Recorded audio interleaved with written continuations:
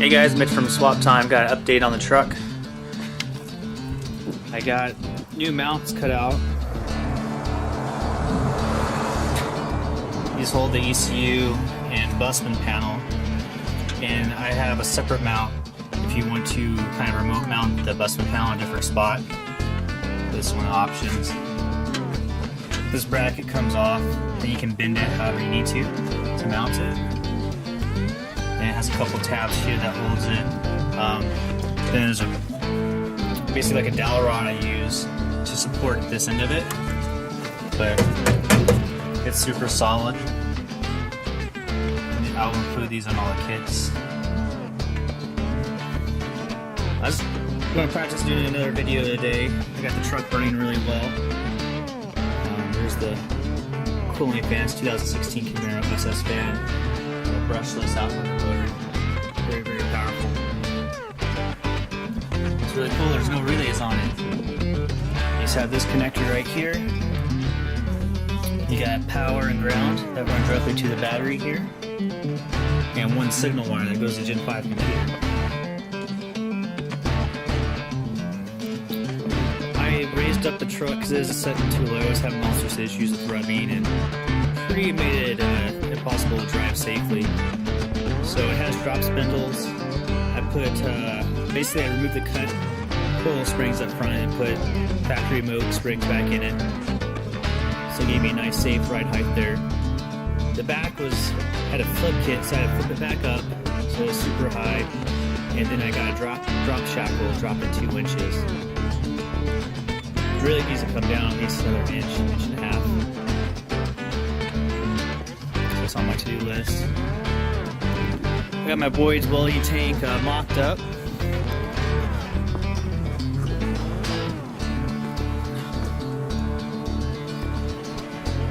Got it bolted there and a self-tapper on that side.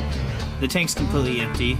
I was just hoping it all fit and everything would clear because my GM fuel pump sets on top of the tank basically, the center. So it's about 2 inches or 3 inches high above the top of the tank.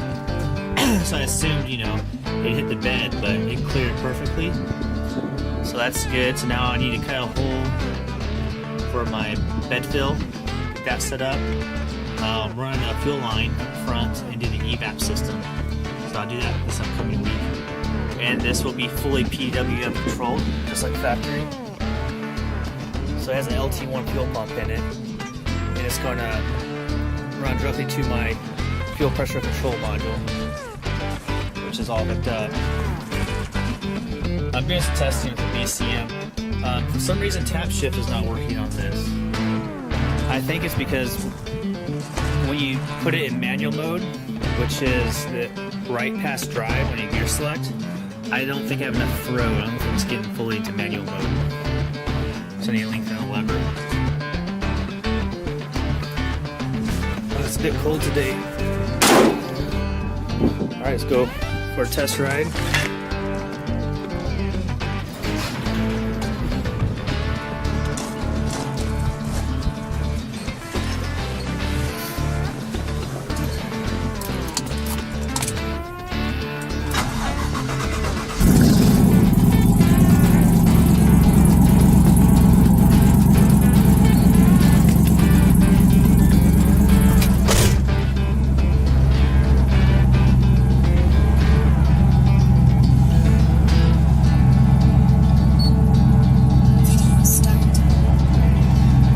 Camera.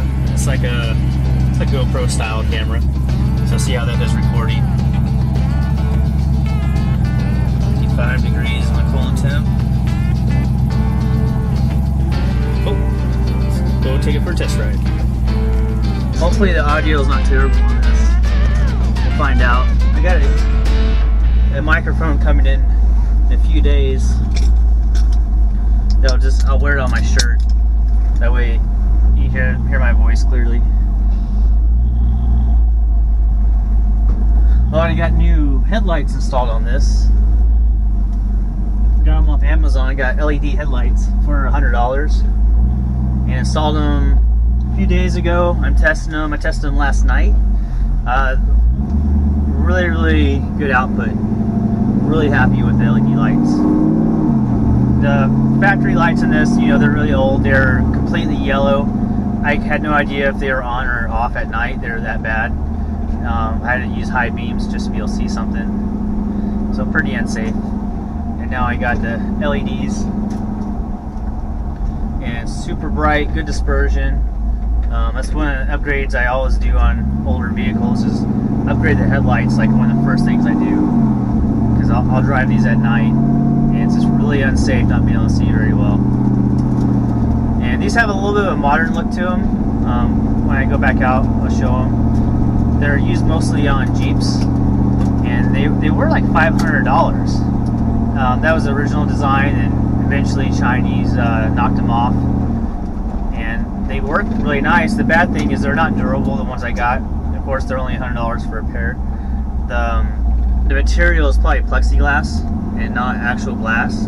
So they were just scratching from me wiping them with a microfiber towel. Did not look very good. But you can't tell unless you're looking at it very close. But the more you drive your vehicle, the more rock chips and things like that will hit the headlights, and they're not going to last forever. But for $100, I think they're worth it. Got this shifting really nice. There's so much tuning you can do in these transmissions.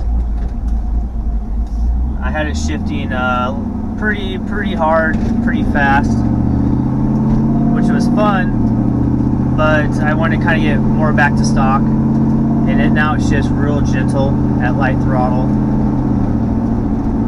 and it's just a pleasure to drive. I got the stage 2 cam really dialed in. I have it idling at about 700 RPM. It seems to be pretty happy.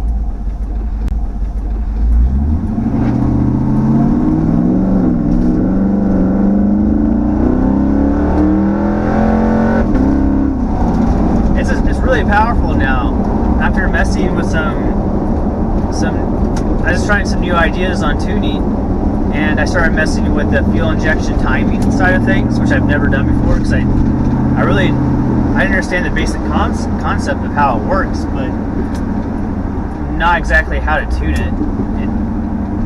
It's such a precise measurement. It's supposed to inject at that exact moment with a certain amount of fuel. I really never wanted to mess with it. But I was just having all these weird issues and things like that, so I started messing with it, and it made a dramatic difference. It's real smooth. And when you get on throttle, you can just hear the exhaust get much louder. You just hear the power it's making. Before it get louder, but not as loud as it does now. And it just really puts you in the seat really easily.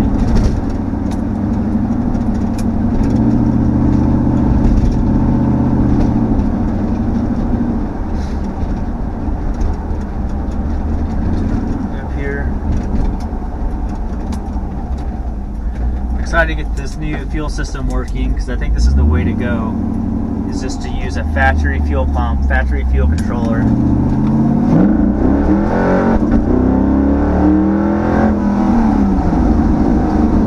And you'll just have a really reliable system that way. And even your fuel sender, it's all, of course, built into the fuel pump. All that will work from factory. So your fuel level you won't have to mess with. And the computer likes to know how much fuel you have on, how much it has in it. That way when it's full, it knows to reset the fuel trims and things like that. But I have been testing without using the fuel pressure control module, but I monitor the low pressure of fuel. Because there's a debate, GM says you need 75 pounds of pressure if you don't have a fuel controller. And my theory is I don't believe you need that, because if an LS style system works at 57 pounds of pressure, and I use that in a Gen 5 swap, if I floor it and it still holds 57 pounds of pressure, I don't understand what the problem would be, because that gives you enough flow to support direct injection. the direct injection just wants to make sure you have enough fuel to get to it. And from what I've seen I'm not losing fuel pressure, even with a cheap $50 fuel pump from Amazon. It's working fine.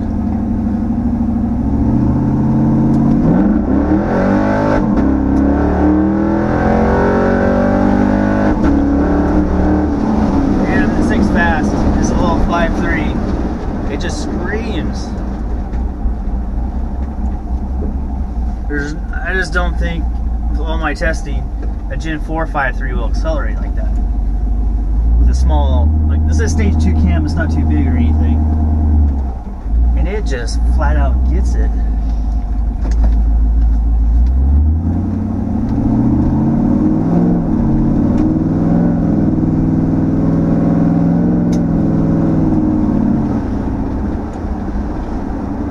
I need to look up what Texas Speed was showing on the cam chart for the 5.3, but I believe they were making 480 engine horsepower at the flywheel with this cam.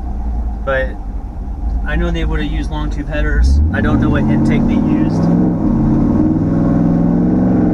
but that's almost 500 flywheel horsepower. That's really good. This feels like probably 380, 390 to the wheels, which is great because the factory horsepower rating on this and the flywheel is 355.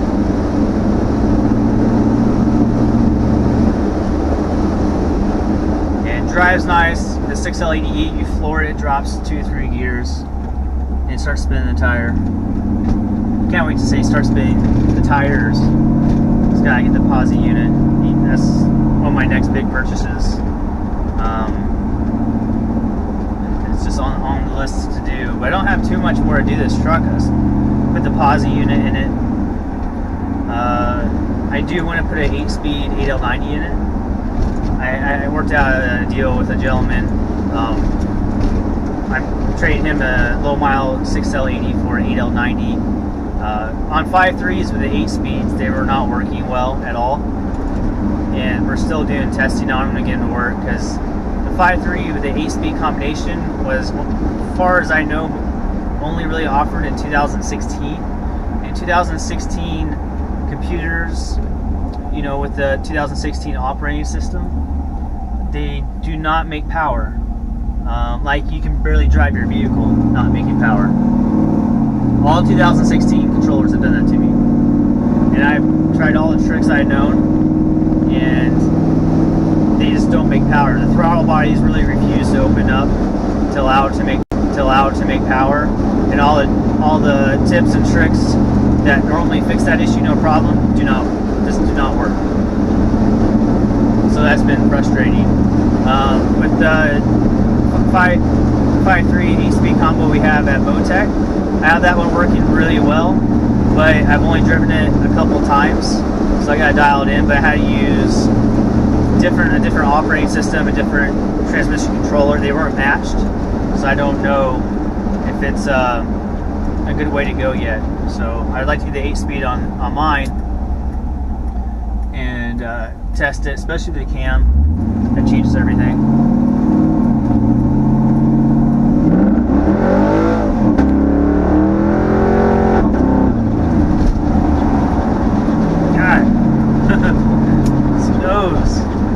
It's so cool. I love this engine. It sounds so different. Never heard anything like it. With the Black Widow mufflers. I think that's what they were called. They were terrible. Way too loud. I mean, it sounded awesome. It sounded like a race car, but it was like that all the time. It was louder than open exhaust. It's embarrassing to drive. These are full length, like the longest MagnaFlows I could find, that the exhaust shop had, where they could order in to quiet it down as much as possible. And I'm running cast iron manifolds. If I was running headers, goodness, it'd be really loud. And we did do a 96 Impala with a 5.3 with the stage 2 cam, and it has headers. And They're, I think, a mid-link header. I'm not sure who makes them. I need to find out because they fit the swap well. And that car sounds really good.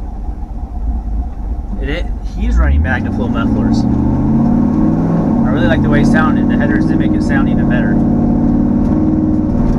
That one was a 2017 drivetrain. So I've been doing more and more of the 17s, and I'm starting to support those with mail orders and things like that. Before, I didn't like to support them because the 16 controllers didn't work. The 17s cost twice as much to get licensing fees to unlock the controllers. And the harnesses are wired a little different. So it took me a little bit to get one to test, because before I take a 17 harness and retrofit it, make it a 15 or 16 style harness and use the 15 computers, I knew that would work. And now I've done 2 or 3 17s, and surprisingly they've worked fine. I thought they'd be in limp mode just like the other ones were.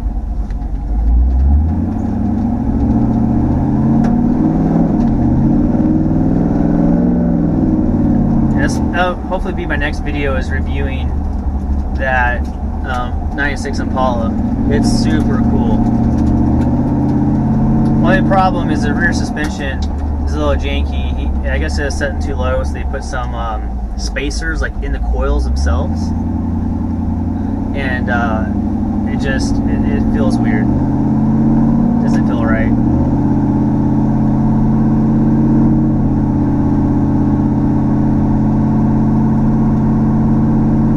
Drives so easy, so nice, shifts great. I'm excited to replicate this for all the guys wanting to do this. So I know there's companies out there making harnesses and things like that. A lot of them are from scratch and things like that, but they don't test. They don't do all the testing like I do.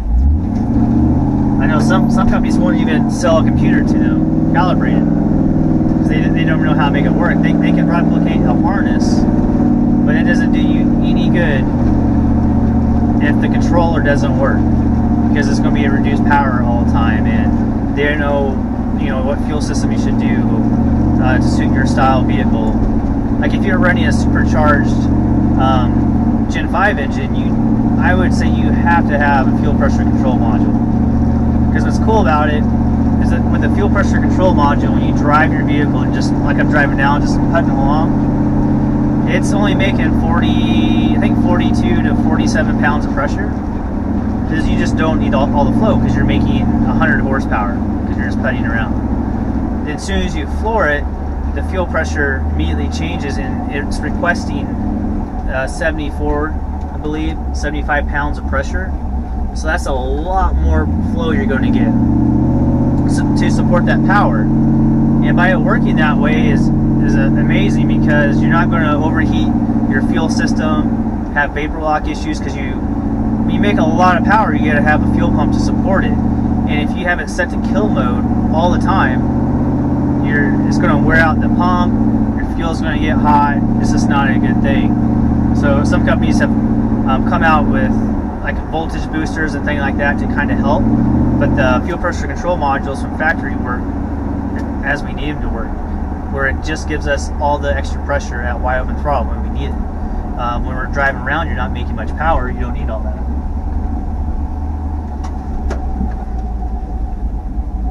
And then for fuel pumps, just use a factory OEM fuel pump, so they're very reliable. The LC4 pumps, not too expensive in the scheme of things. I think they're $350 from GM, but that pump supports 800 horsepower, and it's going to support it for a very long time. It can last 100,000 miles, and that's what I like to do. I want to make things as reliable and have the longevity just like OEM. Because I really don't like working on my truck that much. I just wanted to do it once and drive it and kind of forget about it. And I had a Gen 3 engine in my 68 C10, and I was gone for a month. Came back to start it, turned the key, and it's fired right up. Like, it was so nice having it do that. Where carbureted or some things like that, sometimes the fuel starts messing up your fuel system and clogs passages. These just work, but they can also be a nightmare. I deal with that all the time. When you first do your swap, if you don't have a good game plan ahead of time, you'll have all sorts of problems, and usually it's the fuel system. The fuel system will cause most of the nightmares. So you use an OEM pump, OEM controller, OEM sensors, route everything nice, protect the wiring. It's going to last basically forever. And try to use even OEM style fuel lines. Use a hard line, then use the Dorman nylon lines. They're not going to rot away. They're very affordable to use.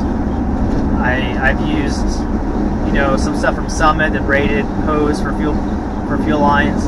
Then you can actually smell fuel sometimes emanate through the hoses. That's not, that's terrible. It stinks up your garage. I think now they have fuel lines that are coated on the inside with special lining and things like that, but they're very expensive. Where a Dorman nylon fuel line is, I think for 10 feet it's like $12. So you 20 feet of line, $25, and then you get some connectors, you're into your fuel lines for about $40-$45. That's pretty cheap. You have to buy any of these billet fittings and things like that. And then just make sure you mount everything nice where it can't vibrate. And then I put loom over the fuel line, just like I use on the certain parts of the harness. That will protect it from some heat, and it's going to rub the loom first and not the line.